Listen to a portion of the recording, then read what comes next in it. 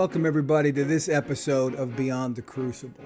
And this is a bit of a double welcome because I'm welcoming you into Beyond the Crucible, but I'm also welcoming you into part 4 of our series, Harnessing Resilience, where we really do a deep dive, a deep dig into what it takes to manifest, locate, and enact resilience in our lives. And the reason that we talk about that, the reason that we're devoting a series of 6 episodes in all to that is because this podcast deals with what we call Crucible Experiences. Now, even if you've never heard that phrase before, you know what a Crucible Experience is. A Crucible Experience is a setback, trauma, trial, tragedy, failure, something that can knock the wind out of your sails. Something that can take the breath out of your lungs, something that truly feels like it changes and truly does, in many cases, change the trajectory of your life. Here's the good news, though. We talk about it here on Beyond the Crucible. We talk about those Crucible experiences, not to build a virtual campfire so we can all sit around and share war stories and feel bad. We talk about it in an effort to offer hope. To you, the listener, first, but to ourselves as well as we speak to guests who have overcome their crucibles, and in this particular series, who have harnessed resilience in order to overcome their crucibles. So with me, I always get that wrong. I should say with him, because he's the host, I'm the co-host, the host of the show, and the founder of Crucible Leadership, Warwick Fairfax. Warwick, welcome. Thank you, Gary. Very much looking forward to this. This is going to be a good one. I was saying before we started recording that we saved a really great one for last in terms of the guests, the 4 guests we're going to have here on the Harnessing Resilience series. And before I read the biography of our guest, I have to offer the listeners, I have to mention that this biography comes with what I'm going to call an adult advisory warning. That doesn't mean what you think it means, okay? What it means is if you're an adult and you read and you hear this biography of our guest, who is 17, you might be inclined to think, oh my gosh, I haven't accomplished anything in my life, because our guest today, Lucy Westlake, is truly remarkably accomplished, and she's just getting started. Lucy is a 17-year-old high school senior who holds the record as the youngest woman in the world to reach the highest point in each of all 50 states. Her mountaineering journey began at age 7. You did not mishear me. It began at age 7 when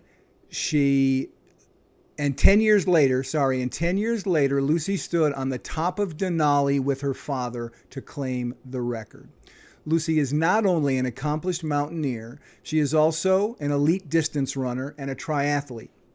She plans to continue her running career in college next year at one of our top academic universities, where she will study public policy with a concentration in water and sanitation infrastructure in developing countries. Lucy's goal is to be an influential leader in achieving the United Nations Sustainable Development Goal 6, which is clean water and sanitation for all.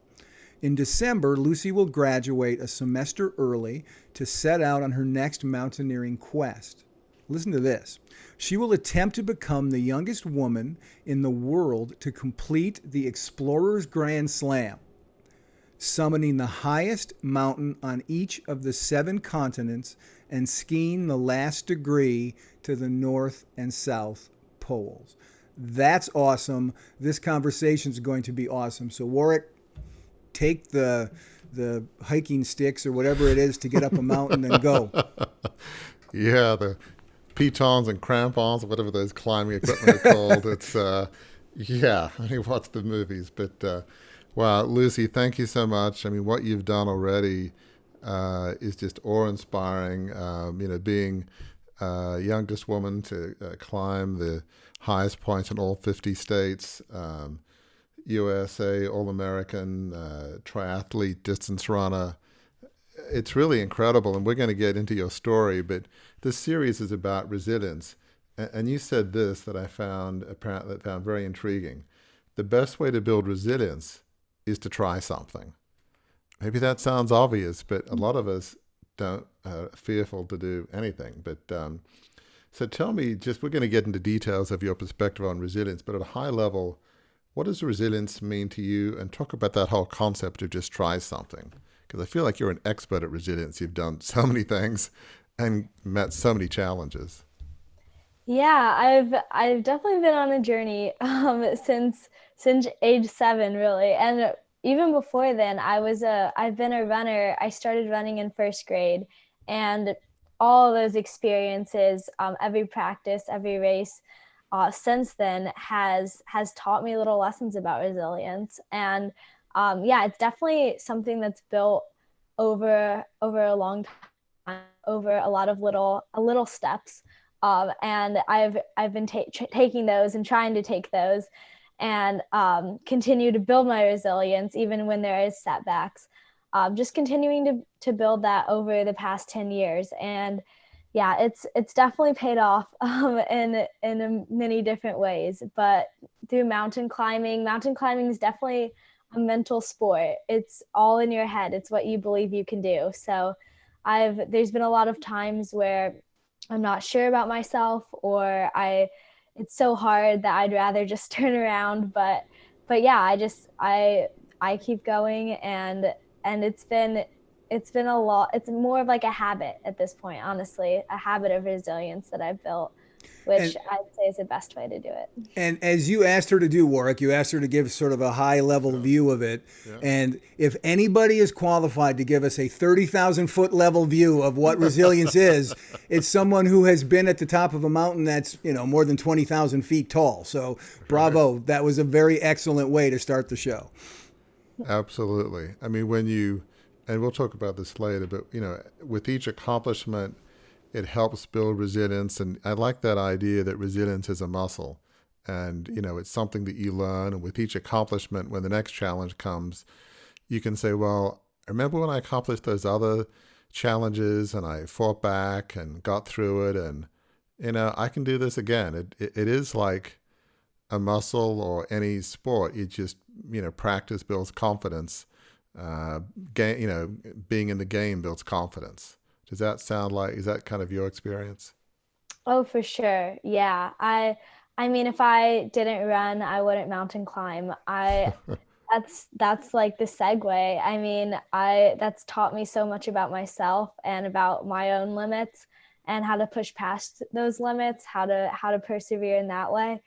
Yeah, I totally agree. It's a bunch of little different things, and it's not even like ways you would expect. Like there's everyday ways you have to persevere. Just getting out of bed when your alarm rings. That's hard for me sometimes. Yeah, or even the whole college search process. My kids are from 30 down to 23. Yeah. Oh, make sure you get that right, Warwick. Or it'll be a crucible moment for you. Yeah, exactly. But the whole college search and figuring that stuff out. And yeah, it's easy to say just take it a step at a time. But, we're human. But, obviously you've got a lot of resilience. So I'm sure you've kind of got the game plan with your parents and friends and family. You just kind of one step at a time, and easy to say.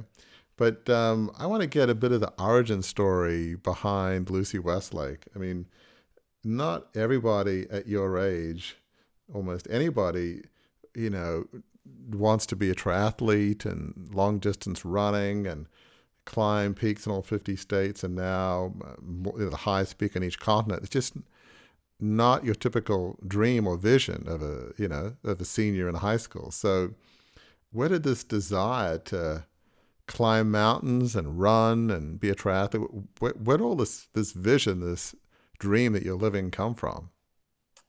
Yeah, well, it's kind of funny how you were mentioning you were in northern Michigan at the moment, because that's Right. where actually that's where all of this kind of was born almost. Huh. Me and my family have a cabin in right on Lake Superior in a little town called Eagle Harbor that Hmm. it's I mean, you can like see Canada across the water from there. It's amazing. And up there it's just wilderness all around you. There's mountains, there's trails. That's what my family does every summer since I can remember. There hasn't been a summer in my life where I haven't been up there. And that lifestyle, just, I've always loved it. I've fallen in love with it ever since I can remember. And how I started running is that my grandpa challenged me to who can get to the top of this mountain that we always go up first. And I was like, oh, well, the fastest way to do that is running. So that's when I started running. And ever since then, we've been doing that every year. And then my mom was like, oh, well, you should run this local 5K that we have. So when I was 4, I ran the local 5K, and oh my gosh, I was crying the entire last mile, but I just kept going. For some reason, I had it in my head that I wanted to run that 5K. So I did, even though it was a little harder than I expected at that time. But that's where my love of running started. After that, I ran in first grade and second grade, third grade, and now I'm a senior and I'm still running. So yeah, that's a sport that I've tried a lot of sports, but that one stuck with me since the beginning. I absolutely love running, and it's mostly like the mental, like the side of it where I get to push myself mentally, and I find a lot of just satisfaction in pushing myself mentally and finding more about who I am by doing that. So that's where that love came from. And also mountain climbing. That's where I started mountain climbing as well. So yeah, Well, everything so, culminated there. so just to make sure the listeners understand, did you say that you did a 5K when you were, how old did you say? Was it 4? Yes. Yeah. 4. So, I mean, have you ever known any other 4-year-olds that have done a 5K? I mean, No. you might hold the world record, male or female, because you're probably maybe the only one that's ever done that in the history of the world. Maybe not. I don't know how we'll check that with the Guinness Book of World Records, but yeah. It makes me think about those videos we've all seen of Tiger Woods when he was like 3 Right. and he was golfing. Everybody's like, ooh, that's so exciting. Golfing's not exactly like running a 5K in terms of physical exertion. So Right. I'm voting that Lucy's accomplishment is more praiseworthy. Yeah, fair point. So, yeah, that's point. And that was, I'm assuming, the Upper Peninsula of Michigan. If you can see Lake Superior, so we're on the other side in the main peninsula. But I get it, the beauty of nature, and so you just had this love of running and obviously climbing the mountain. And it was your grandpa or parents saying, Lucy, you've got to do this, you've got to run, climb, or, I mean, did any of your family do any of that? Or was that just something that you fell in love with in the wilderness in the Upper Peninsula of Michigan? Kind of a combination. So my parents have always been very adventurous, outdoorsy people, and definitely wanted me and my brother to love the outdoors as well. So yeah, when we were younger, we'd always travel around, go to all the national parks, everything like that. But they never mountain climbed before. That wasn't really specifically a thing that they had done. They're like hikers, kind of like your average like outdoorsy family. Like we like to hike, but definitely not like, oh, Lucy, you got to grow up to be a climber like us. So we kind of like stumbled upon high pointing all together when we were in Kentucky on a mission trip, actually. And we just happened to be right by Kentucky's High Point. And my mom was like, oh, like we should go up. That would be fun. So it was one that you just drove up. So we drove to the top of Kentucky's High Point. And then after that, you're like, oh, this is really cool. We're at the top of the state. And we just kept looking for high points. And that was actually like a thing. There's like a high pointers club. That's something people do is high point. So after that, we started looking for high points on our travels. And after that, it just kind of snowballed with me and my dad. We were the ones who really started high pointing. Boy, it's amazing. I mean, do you have anybody else in your family that kind of goes for, I don't want to say crazy, but just incredible dreams and adventures? I mean, obviously you're an adventurous family, but do you have any like role models of people that just did unbelievably incredible things? I mean, I'd say my main role models are my parents, and I mean, them personally, my mom was she snowboarded in she was a big snowboarder in Alaska, and I definitely I think it's kind of crazy. She lived in Alabama, grew up in Alabama in high school, and then suddenly she's just like, I want to leave Alabama after high school. So she just looked in the catalog of a magazine, found a job in Alaska, and right after her senior year, in between the summer in between high school and college, she just went up there and became a snowboarder before college, and then went right off to Colorado to college. So she's definitely spontaneous and loves adventure. And my dad is the same way, but neither of them have done anything like too crazy. Like mountain climbing is definitely the most crazy thing that has been born into my family. But yeah, no, that's they're definitely my role models and encourage me to go after my dreams, So no what do matter you what they love are. about mountain climbing? I mean, I guess they're all challenges, right? Mountain climbing, distance running. What is it you clearly love it? You're not doing it just for records, but why is it just something that you love to do? Yeah, I just feel like almost like most myself when I'm doing it. Like Hmm. when I'm in the mountains, it's very peaceful up there. It's very you're really in solitude a lot of the time, or with just one partner or a few people. And a lot of the time, especially like on Denali, on bigger mountains, you're roped up like 30 feet away from the nearest climber. So really, like, there's just a lot of self-reflection that goes on in the mountains, and it teaches me a lot about myself, and I have a chance to reflect on my very busy, chaotic life that oftentimes I don't have time to reflect on a lot. Huh. And most of it is just how gorgeous it is up there Huh. in the mountains. I've seen so many different parts of the country just from mountain climbing, and they all have such unique beauty, from the desert plains, Mhm. the mesas, the upper northwest forest. It's all gorgeous. So that's Hmm. that's why I love it. Interesting. Um, I want to get to the crucible at Denali when you were 13, but I'm a reflective person, so when you use the word reflection, can't help but ask, what would you say some of your, as you've been on all these mountain climbs over the years, do you have any, like, maybe you've shared this, but what are some of your key reflections as you've done that? Yeah, a lot of it is just like where I am in life at the moment. Like, oh, this like going into college has been a very chaotic time. Just weighing all my options, especially with wanting to run. That's a whole new element Right. um, that comes into it. So this past trip, when I was on Denali, I was just reflecting about all those decisions, and just about like how lucky I am to be where I am at the moment Hmm. too.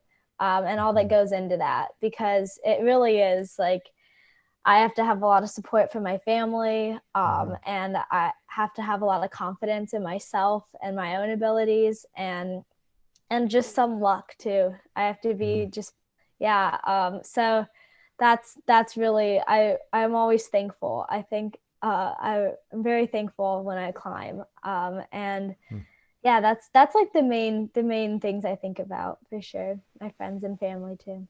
Well, last comment before we get to that first major crucible, but I want listeners to really hear that is part of having a joy filled life is to be thankful, to be grateful. I mean, Mhm. I'm at a different point in my life, but I try to be thankful every day. I mean, I'm blessed to have three wonderful kids who, because of COVID, have been with us all summer in northern Michigan. Again, like what you're familiar with, just beautiful nature, the water, the incredible sunsets that go to in the height of summer to 9:30 or beyond, is just incredible. And, I've been married to my wife over 30 years, and we met in Australia, although she's American, as I'm from Australia. So there's a lot to be thankful for, faith, friends at church. I mean, just so many things. But yeah, it's hard to be depressed. At least it's one way of fighting fear or depressing thoughts if you think of what you're so grateful for. It's almost another muscle to exercise, is the gratitude muscle, which clearly you do. So I want to talk about, as you were climbing, and from what I understand, this journey of climbing all 50 states began at age 7 in, I think, Black Mountain, Kentucky. Incredible. Yeah. And then at age 13, you were climbing Denali in Alaska with your dad, and it was tough, probably weather and cold and oxygen, I'm guessing. 20 days you were trying to ascend, and you couldn't do that. I mean, talk about why. For a lot of people, they're going to say, okay, how many people at age 13 are going to be climbing Denali? That's not really a big setback. It's not a big failure, if you will. They're going to say, what's the big deal? But yet, it's easy to say that if you're not you and you weren't there. Talk about why that was such a challenging crucible, that time, Denali, when you were age 13. Yeah, so up to that point, me and my dad, we completed all 49 other state high points. And Denali was the last one. So at that point, I was like, oh, I want to try to break the record, which was 18 and something months. And that was like our goal, was to summit, and a lot of time and energy and money. It's very expensive. Climbing's a very expensive sport, especially when we went with a guided service. So going with guides definitely cost more. So yeah, we had put a lot of resources into the climb. So I really wanted to summit. My dad wanted to summit. Everyone wanted us to summit.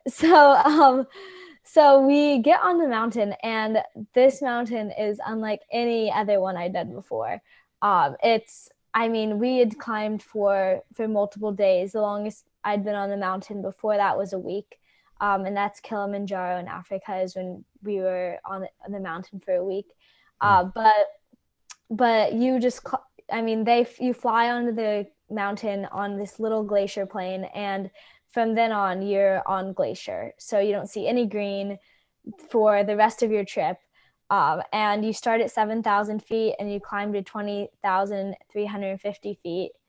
And yeah, it's a very, very challenging mountain. Some, like, one of the hardest in the world. Some consider it to be, I've heard people say it's even harder than Everest, but that's depending on who you ask. It depends on the personal experience. But we get on the mountain, and I'm 13 at the time, and we're supposed to carry between our backpack and a sled 100 pounds of gear. So that is, I weigh about 105 pounds now, and back then I weighed about 95 pounds. So that was extremely challenging for me. I'd never had to carry that much gear. So that was a huge challenge. And then the cold as well, because I'm a small person, so I get cold easily anyway.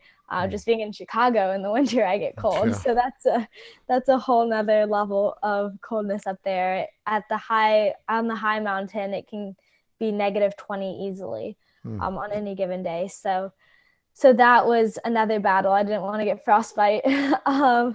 And yeah, just the in and out. There's so much logistical things that go into climbing that you don't even think about. The walking for 8 hours a day is just part of it.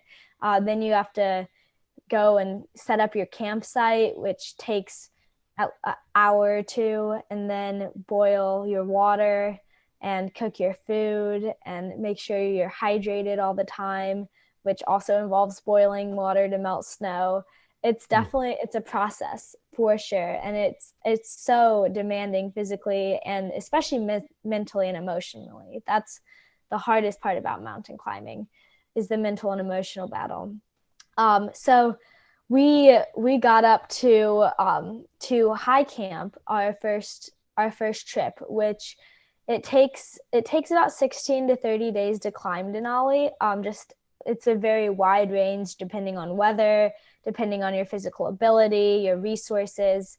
So we got to high camp at about 19 days, and that is the camp that's right before summiting. So we are a day away from the summit at 17,000 feet. And our guides, everyone was feeling pretty good. I was definitely, I mean, feeling good at that height is definitely relative. I was, Right.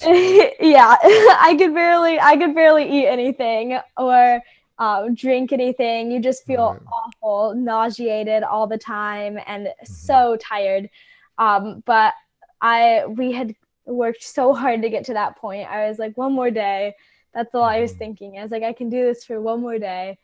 And I mean, I wasn't sure if I could, but I knew I had to try. I wasn't going to go down without a fight. Let's just say that.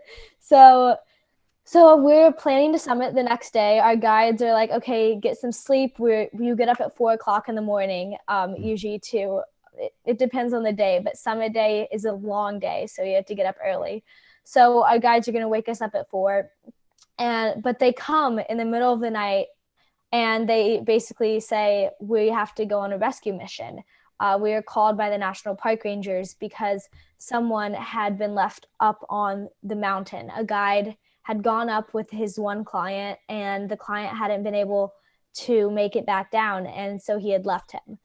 So basically, the person was going to die up there unless the National Park Rangers got together this rescue party that included the guides, basically of different guide companies.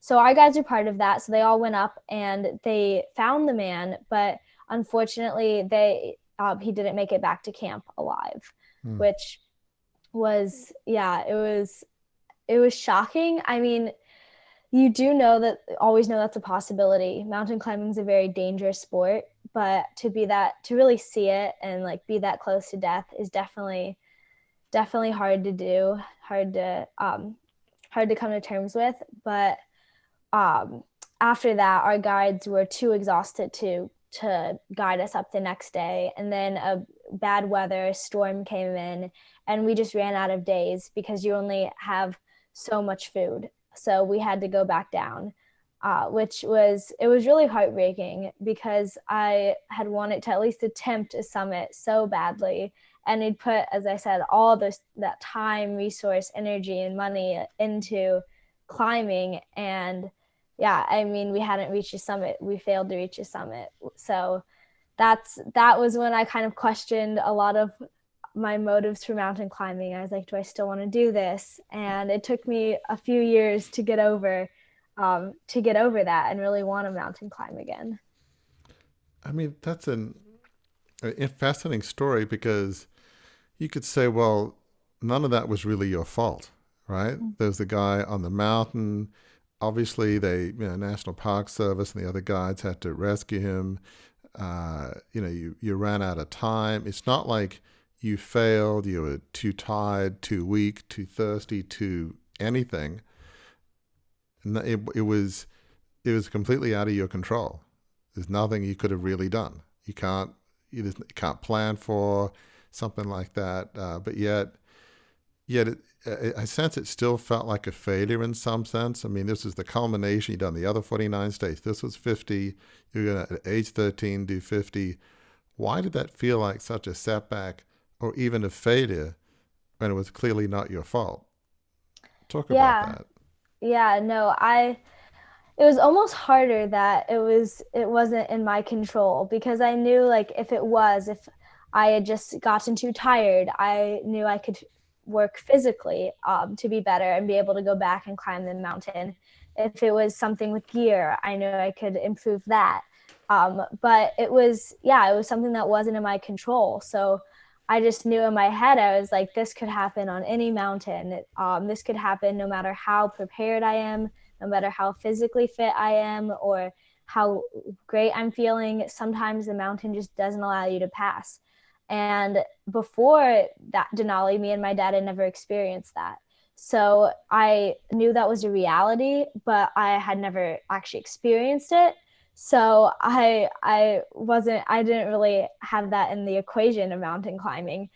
So after that, experiencing it, I was like, wow, do I actually want to mountain climb? Because after putting in so much effort and feeling like I could summit, I still couldn't because of things that would be on my control.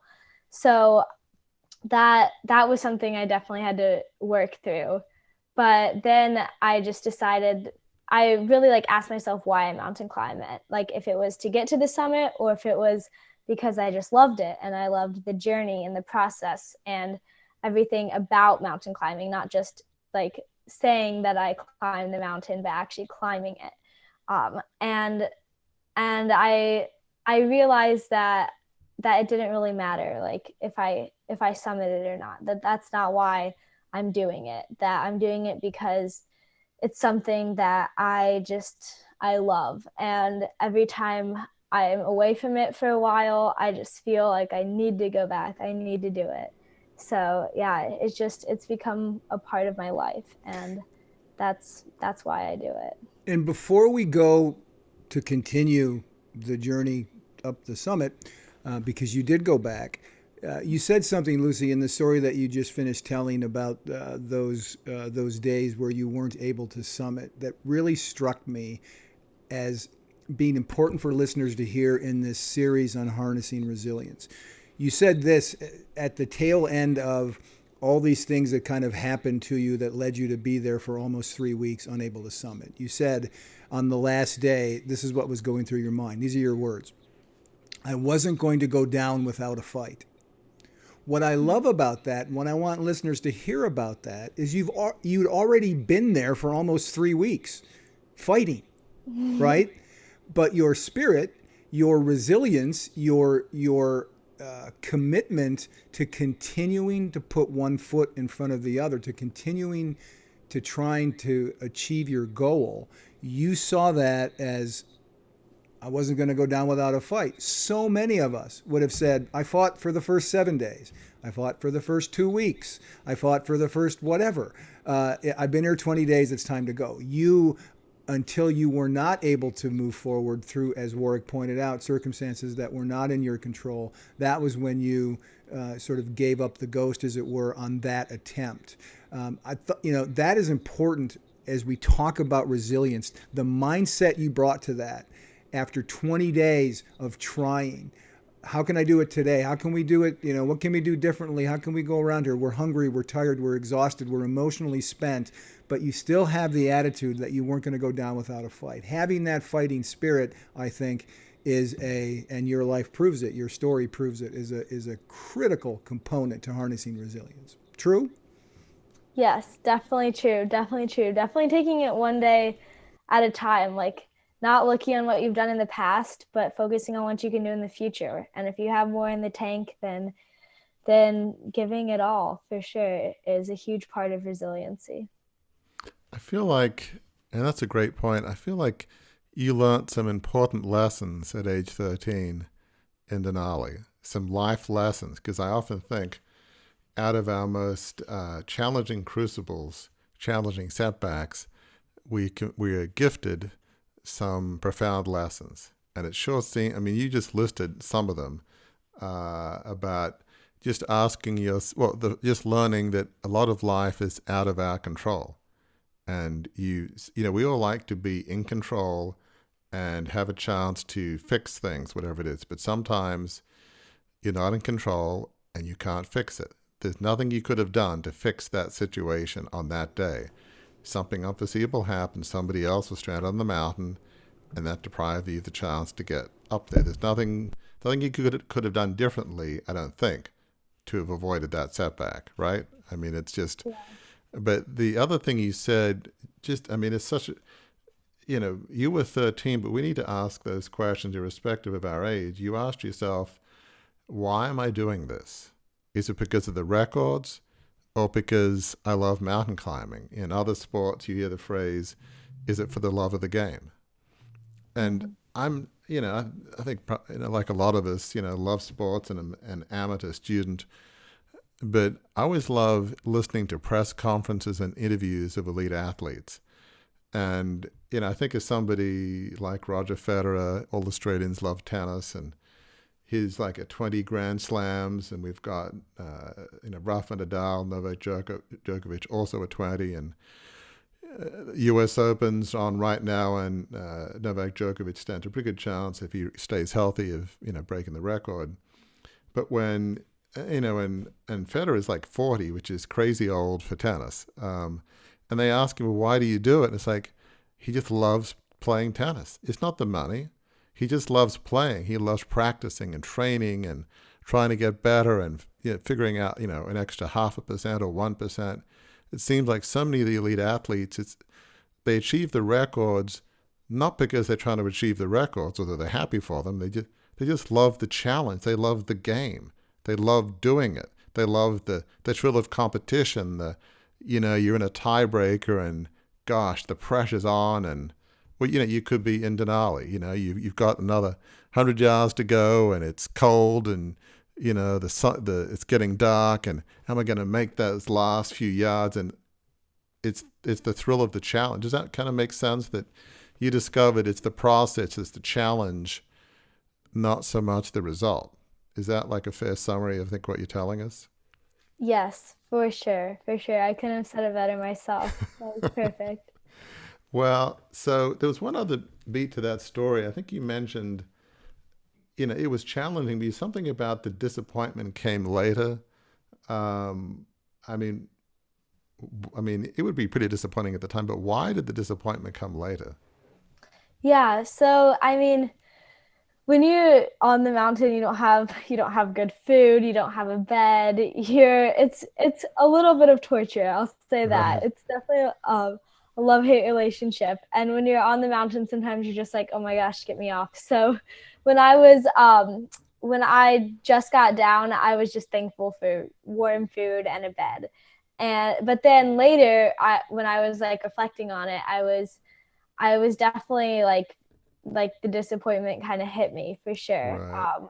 After that, and I was like, wow, is it worth going back and everything? Like, am I gonna do that again? And it took me a few years to like kind of like mentally reset, and it's almost like kind of the mountains kind of like call you back. Huh.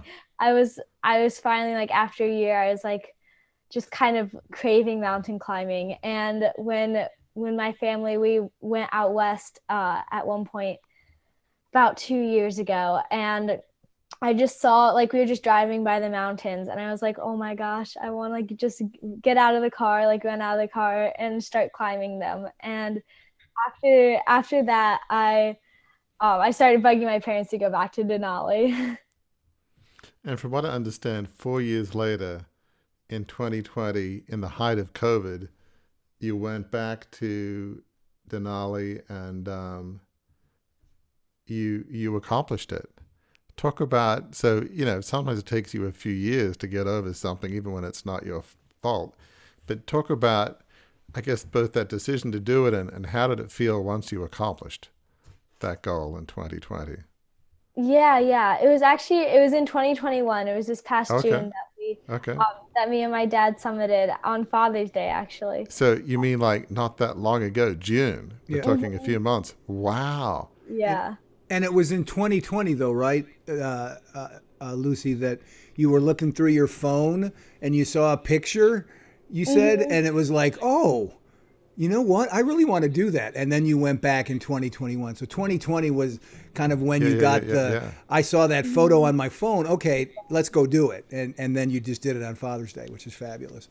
Boy, that Yeah. is so special to do it with your dad on Father's Day. So, yeah, talk about the decision and then just the feeling just a few months ago when you actually accomplished that dream. Yeah. So yeah, like I said, in 2020, I have a bunch of photos from my original Denali trip, and I was looking back, and I just saw one, and I was like, oh my gosh, that looks like that's something I want to do again. And then I started bugging my parents, but Yeah, with COVID, we weren't, they completely closed the mountain, so we right. couldn't go back. But then this past climbing season, they opened it again. So in June, at the very beginning of June, me and my dad went back with a team of nine other individuals. We didn't go guided this time, just so we'd have more. We wouldn't have the constraint of, oh, the guys have to get back to guide the next party. We would have Yeah. as much time as our resources allowed. So that's when we went back, and I definitely we wouldn't have been able to summit without the first trip. Just everything I learned from the first trip played into the second trip and into our success. All like just even being able to envision every day of what we had to do, and knowing the mountain, knowing what we were getting ourselves into. It all helped so much. And especially actually when me and my dad had to split from our team at 14,000 camp, which is a high base camp that is 2 camps away from the summit. So it was due to just a difference in physical ability in the team and what people were comfortable with ascending in. And yeah, just a variety of factors. And what ended up happening is no one except for me and my dad wanted to continue up the mountain. And that was one of the hardest decisions I've ever made in my life. No question, because ascending with only 2 people is kind of dangerous. I mean, you want like 3 people on the team, usually on a rope team. So then if one person falls off the mountain, then you have 2 people to catch them.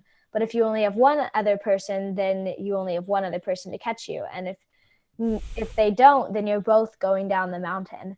So that was especially scary with me and my dad because our weights are so different.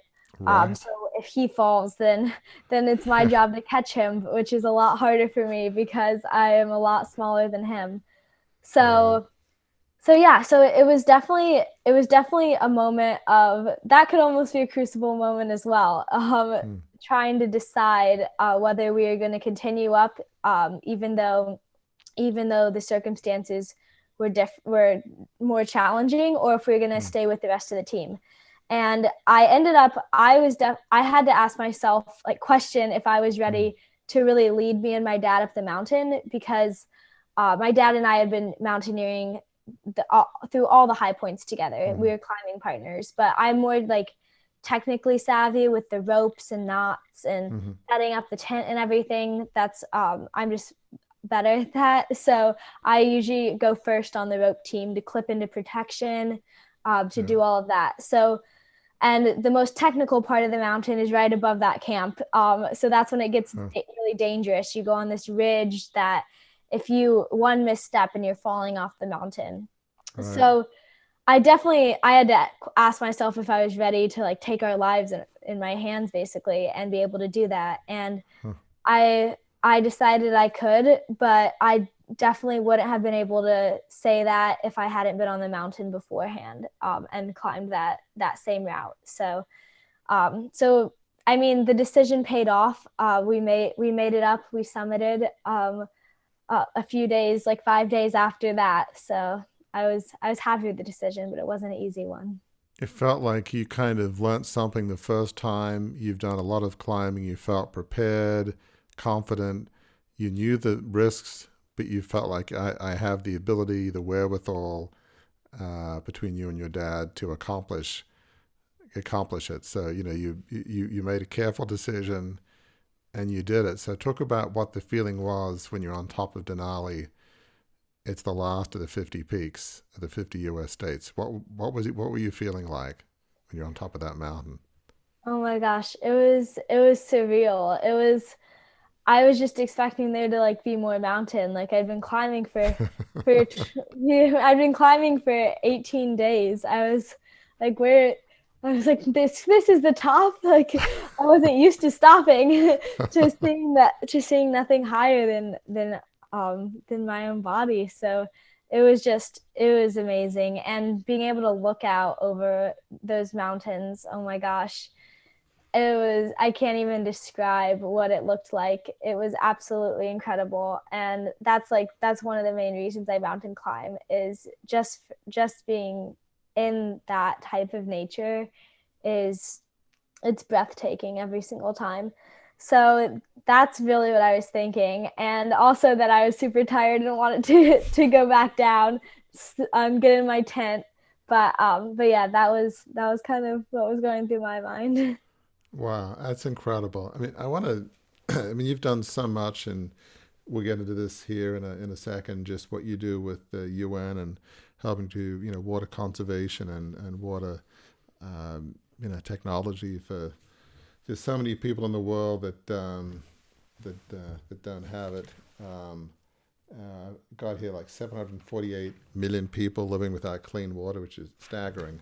But you've now kind of partnered with Patrick Ledden, who I was on his podcast, and you've been on speaking tours with him, and in his book he talks about you and mentioned some key lessons that he's learned from you is just trust others, determined to achieve greatness, have resilience in the face of failure. I mean, those are some profound points that he's learned from you. So just talk about some of those lessons that Patrick has learned from you, that, trusting others, determined to achieve greatness, and having resilience in the face of failure. Yeah, so the book was written right after my first Denali attempt when I was 13 and we had failed to get to the top. And that's really what it's based about, the rethinking failure, because I was definitely, that was when I was like working through my failure and how it really just motivated me to want to go back. And it took a few years to do that. I definitely had to process, but eventually that was a big motivation for me wanting to go back to Denali, is knowing that I hadn't really reached my full potential on that mountain, that I knew I could go more, and I wanted to see how far I could go if I could make it to the top. So that was kind of like his chapter on me, and he actually wrote it right before we summited Denali. So in the book it doesn't say we did, but it's like but it was still like, it's an amazing book, and I've been so lucky to be able to speak with Patrick, and that's something I do love about my mountain climbing, is being able to share all the lessons I've learned and that I'm able to reflect on the mountain with other people. So that's what I was doing with him, and that's what I hope to do through my work with Water Step as well, which is the organization, their nonprofit organization that is focused on combating the world water and sanitation crisis. And I've been working with them for since I was like 12 years old, and I loved trying to dedicate my climbs to them and just raise awareness through that, because doing it for something bigger than yourself is definitely is a great calling. It's another reason to do it. And that's something we talk about quite a lot on Beyond the Crucible, is we define a life of significance as a life on purpose dedicated to serving others. If you want joy and fulfillment, well, I mean, you're living that in what you do with water conservation, and you're spending your life in service of others, which provides fulfillment, right? I mean, that's probably your experience. So I want to talk about some of the, you've got 5 points actually that you sent us about, advice for listeners in regards to resilience and coming back from failure. And I'm reading these, and I got to say, my jaw dropped at how profound these all were. It's like, wow, so it's the kind of stuff that could have gone in this book. Yeah, exactly. Yeah, coming out in October. Yeah, it's like, oops, oh well. Little segment on the last page, scroll it in. Yeah, exactly. Life's a journey, but we can always learn. So, I mean, here's the first one. Failure is inevitable in life. How you react to failure is what matters. So let's go through that. I mean, that's so. Failure is inevitable. We are going to fail. We're not going to win every race, win every match, climb every mountain at the first attempt. We're going to fail. Mm-hmm. So So talk about why how you react to failure is so important. Yeah, I mean, like you said, every athlete is going to fail no matter how good they are. And if someone just quit after the first failure, if they're like, oh, that defines me, that's I'm not good at this sport or at this job or at this role, then you really never reach your full potential in that, because just like quitting after one failure is going to happen no matter how good or bad you are. And I definitely learned the most when I failed. That's when I reflect the most on it. Like when I win, I'm just like, okay, good job, well done. But when I fail at something, that's really when I look at what I'm doing more closely and can improve based upon those reflections. So I'd say, yeah, failure's a great learning tool. And I think one of the things you've said in not so many words, and I've heard a lot of elite athletes talk about this, is there's a difference between success and significance. Like if you're so focused on it's all about the record. So for Roger Federer, 20 Grand Slams, for folks in the Olympics about gold medals, and if you're a swimmer, you could miss out on a gold medal by hundredths of a second, and it's like, and you've quote unquote failed in the sense if your goal was to get a gold medal.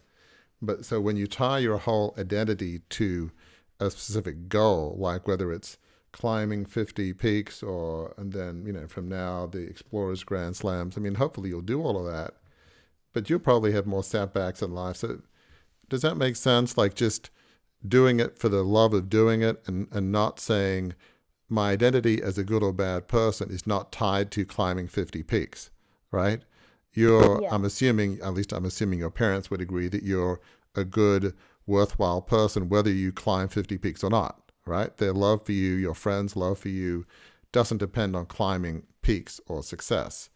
And your own self-worth doesn't depend on your achievement. Does that make sense, kind of where I'm going with this, separating identity from accomplishments? Oh yeah, for sure, for sure. I always tell myself when I race, I'm like, anyone who really cares about you isn't gonna change their perspective and how they view you, all whether you place first in the race, last in the race, whatever happens. Everyone who is truly there for you is gonna be there for you no matter what. And I feel like failure, like if you're not failing at times, you're probably not pushing yourself enough.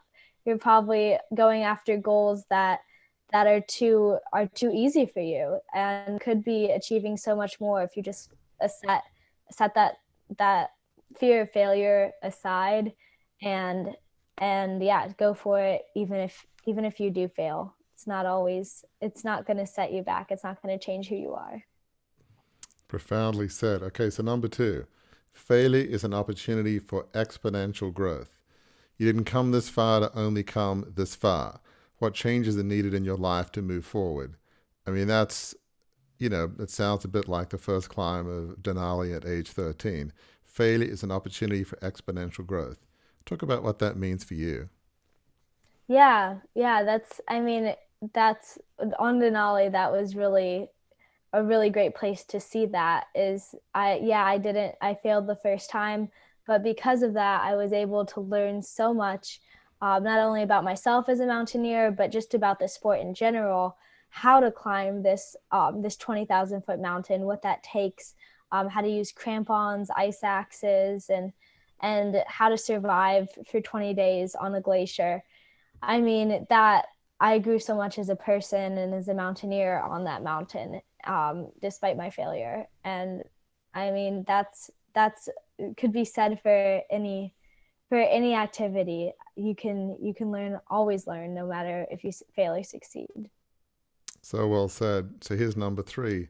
The only way to redefine your perceived limits is to test them, and that requires leaving your comfort zone. So the only way to redefine your perceived limits is to test them. Boy, a lot of us, really, we don't want to test our limits, but Mhm. but you do. So talk about why that's important, is, testing your perceived limits. Yeah, I feel like the key, like, to self-discovery really is testing your limits. Like you'll never know how much you can truly give until you find where, like, that point where you feel like you can't give anymore. And and I know for me that's one of the main reasons I mountain climb, is because I that's something that pushes me to the breaking point, and then I'm able to try to go past that. And that's really fulfilling to me, and that's definitely a way that I think anyone could be fulfilled, is that self-discovery. But yeah, I think a lot of times people really limit themselves, like mentally, like they're like, oh, they think that this is their limit, and then they just have that in their mind. But testing it and trying to go after that, trying to just step back, step out of your own mind, and try to not limit yourself mentally, and just see what you can actually do. That's definitely something that I find, like, I'm still trying to do it. I still fail sometimes. I'm still like, oh no, I can't do that. But trying not to ever say that is something that I'm working on, and it's for sure a big challenge, but a good step. I feel like that's closely linked to number four because number four talks about failure as part of the journey, not an end destination. Build resiliency through small failures. Love that phrase. So when a big one arrives, and it will, you have a deep well of resiliency and grit within yourself. So you get back up and keep climbing. I almost feel like you're not the reason you climbed all 50 peaks is you're not afraid to fail. You know, you don't Mm-hmm. like it, but you're not afraid to test your limits. You will, you fail and then, okay, great, then I'm going to learn from it. Your identity as a human being is not tied up in whether you climb Mount, Denali or not, or even moving forward, the Explorer's Grand Slam, highest mountains of 7 continents, skiing the last degree in the North and South Pole. Hopefully you'll achieve those. But whether you do or not, your identity isn't wrapped up in that. It's more you just want to test yourself. The joy of being there, of nature. I mean, the reason people don't try, I believe, is because their identity is wrapped up in the result. If I lose the race, I'm a bad person. I'm sure you have friends in school where it's like, gosh, I didn't get all A's. I didn't get a 5.0 GPA. All I got was 4.8 or 3.5 or 3.8 or 2.8 or whatever it is. It's like, I'm a bad person if I don't achieve X. And I'm sure you know people like that. And high school's tough. So talk about, the small failures and just, I guess we've talked about it before, but you're not afraid to fail. Yeah. And a lot of people are. So talk about that and the whole small failures concept. Yeah, I don't know exactly when I like realized that, because it's definitely a lesson you have to learn, is to accept failure. Like, yeah, I mean, it's never a good feeling to fail. No one likes it. And that's a good thing too, because then you go after success with all that you have. And I think that the only time you truly fail is when you don't give your all to something. If Mm. I was to turn around at day 7 on Denali, then that would have been a failure, because I hadn't truly tried. I hadn't truly given what I could to it. But yeah, I mean, if you are doing your best, if you're doing everything you can, and you fail, quote unquote, to meet what you want to do, I mean, it's not truly a failure, because you've done everything you can, and then you can learn from that. You can find ways to make yourself better, through that failure. So that's Absolutely. Profound stuff. And that last one, determination achieves greatness. That is a profound comment. Determination achieves greatness. That could be the title of a book. That's incredible. So, what do you mean by that? That's a staggering thing to say. yeah. I mean, me personally, I feel like there's part of what I do is just a gift. And I've been raised Christian, so I believe it's a gift from God.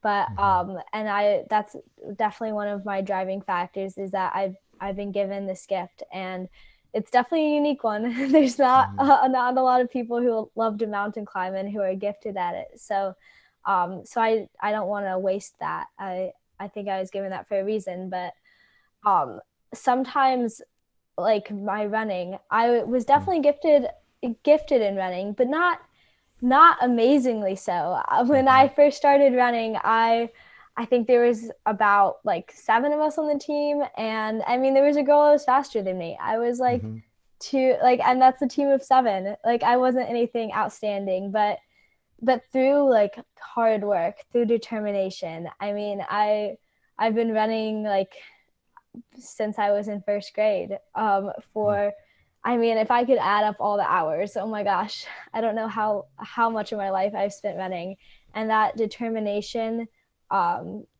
doing that has, I mean, it's paid off so many times, and that, I mean, that's how I'm successful at running. It's almost not so much the gift and more just how you use it, your determination to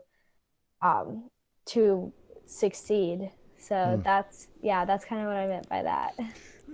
That sound you just heard was the captain turning on the fasten seatbelt signs to prepare us for landing. But we've still got some service items to do with the flight attendants, because I've got some points I want to make out of these 5 points that we just went through, because we are in the midst of a series on harnessing resilience. And something struck me, Lucy, as I was going through these points, that the harnessing of resilience in your points comes after, and bear with me a little bit here, comes after the is in your statements. Example, failure is inevitable in life. Resilience comes from recognizing the inevitable nature of hitting a crucible and being able to go on. Second point, failure is an opportunity. After the is comes the noun opportunity. Finding opportunity in those moments is resilience. That's resilience writ big. The only way to redefine your perceived limits is to test them. Resilience is about testing yourself, is about pushing through. Failure is a part of the journey. After the is comes the phrase part of the journey. Resilience is part of your journey. And then the last point doesn't have is in it, but I'm going to edit you, sorry. And I'm going to say that you say determination achieves greatness. I'm going to say resilience is determination that achieves greatness. Manifesting resilience is a form of determination. And when you do that, that sets you on a path to greatness. So I think what you've done here is not only mapped out a way for all of us to move beyond our crucibles, to overcome our failures, but also to harness resilience as we're doing that. It's a fantastic sort of 3-pronged way of working things. Before I let Warwick ask you the last question, I would be remiss I have like one duty as the co-host, and that's to make sure the guest gets to talk about how listeners can find out more about them. So I'd be remiss if I did not say, Lucy, how can guests find out more about Lucy Westlake and your journeys and adventures? Yeah, so I'm definitely I use Instagram a lot. My parents wish I was a Facebook person. But I cannot figure out Facebook. So a lot of what I do mountain climbing, just like up to date, just updates on my journey, is through my Instagram, which is lucy.westlake.22. And then for kind of just a lot of, basically everything is on my website, which is lucywestlake.com. And that has a lot of links to what I've done in the past with my world record and what I'm helping to do with Water Step, and all of basically anything you want to learn is through my website. And then updates, like constant updates, are through my Instagram. Fantastic. Warwick? What's the last question you want to leave Lucy with? I know there's probably several floating around in your mind. I don't know. I mean, I'm just sort of amazed. I don't want to say in awe, but kind of of just what you've done, Lucy, and more than just what you've done, what you've learned about failure and resilience, which the series is on resilience, is not letting that failure of climbing Denali define you. I think even your success at climbing Denali just a few months ago also doesn't define you. You achieved your goal, but you're probably, obviously as a person of faith, which I am too, you're probably defined as, everybody is, I believe, a child of God, that you do it for, you love climbing, you love challenging yourself.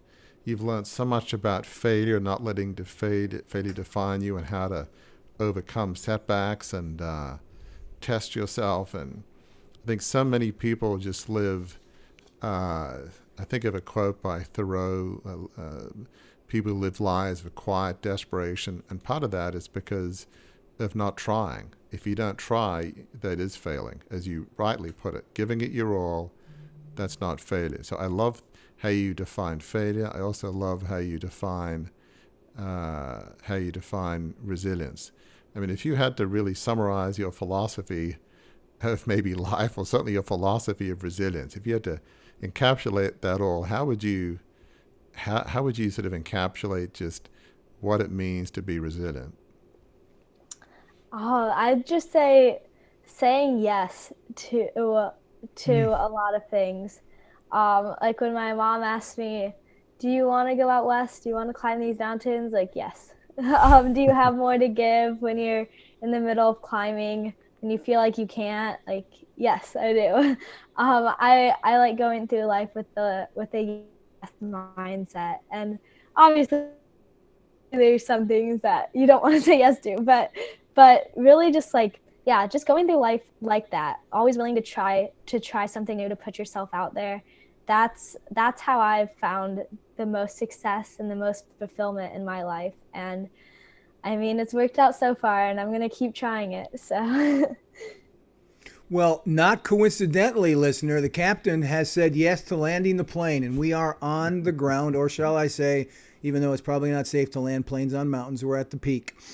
We have finished our ascent, and this is the fourth part of our series on resilience, on harnessing resilience. Lucy Westlake has been our guest today. Next week, you're going to hear from a guest we believe is going to put a little bow on the package of what we've been talking about the last 4 weeks. And that is Craig Dowden, who is a researcher who studies resilience. So he's going to take both his best research, and also we'll talk about work, and I will talk about some of the things that we've learned from guests like Lucy about how to manifest and harness resilience. And we're going to put a little bow on the package in part 5 next week. So we will see you then.